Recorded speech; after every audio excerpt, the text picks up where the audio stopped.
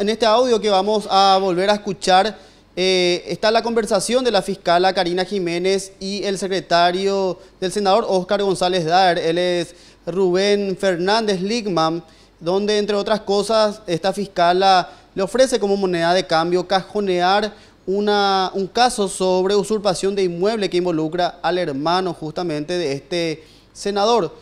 A raíz de toda de este audio filtrado, esta persona, estoy hablando del secretario, ya fue sumariado administrativamente por el jurado de enjuiciamiento de magistrados. Volvamos a escuchar el audio filtrado donde estas dos personas mantenían esta conversación negociando los votos del jurado de enjuiciamiento de magistrados.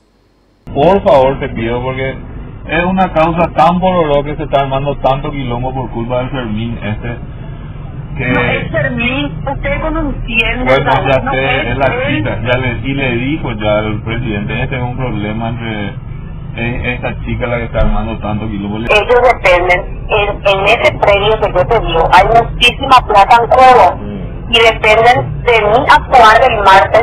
Tranquila nomás.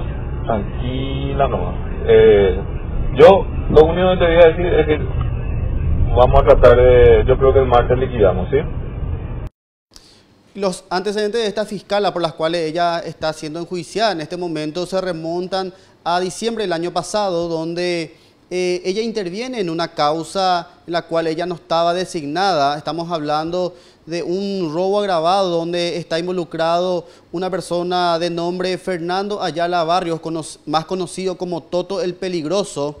Él es compañero de universidad del hijo del fiscal general del Estado de nombre Alejandro Díaz Morínigo. De hecho, ellos estaban retornando de un viaje cuando Ayala fue detenido en el aeropuerto el 3 de marzo, y en ese momento, llamativamente, esta fiscala interviene en el caso y maratónicamente pide la liberación de esta persona, y lo logra a través de una audiencia que hizo fugazmente, y luego realiza un lobby junto al juzgado y logra justamente la liberación de esta persona. Y ella misma manifestaba ese día de que lo hacía a pedido justamente del fiscal general del Estado. Escuchemos lo que decía el asistente fiscal. Él es Fermín Bogado, justamente él es también hermano de esta víctima.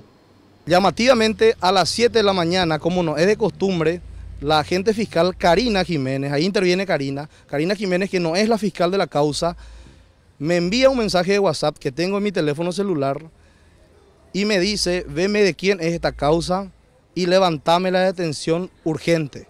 Le pregunto yo dónde le llevo y le aclaré que la causa es de mi compañera Nidia, pero como me ordenó a mí, le llevé la causa, le expliqué que era la causa de mi hermano, me ofendió en todos los colores y me dijo que esto me podía costar mi cargo, que ella me podía mandar a sumariar. La persona que tenía esta causa originalmente es la fiscal Casey Jiménez. Ella hizo público la forma impune en la que la sacaron de esta causa y posteriormente también la forma maratónica que lograron la liberación de esta persona. Escuchemos el audio de ella y también tenemos una publicación que hoy mismo ella hacía en sus redes sociales.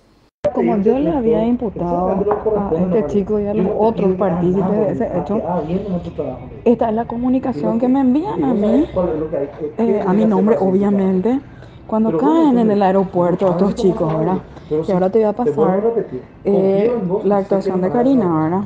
Que es precisamente el cambio de la calificación y que es exactamente lo que ella hizo en ese momento. Porque esto es para tratar de fabricar lo que no hay, para tratar de justificar lo injustificable y para tratar de encontrar algo en mi contra. Esta persona que la fiscal la dejó en libertad, posteriormente volvió a cometer otro hecho punible. Él fue identificado como la persona que portaba el arma dentro del estadio del 2 de mayo de Pedro Juan Caballero en un hecho de violencia registrado en un partido entre Olimpia y Sol de América. De hecho, Fernando Rubén Ayala en este momento se encuentra prófugo de la justicia y está imputado por lo menos por 6 hechos punibles, entre ellos homicidio doloso en grado de tentativa, lesión grave, resistencia, producción de riesgo común y amenaza de hechos punibles. Por mi parte es todo, Jorge, volvemos contigo.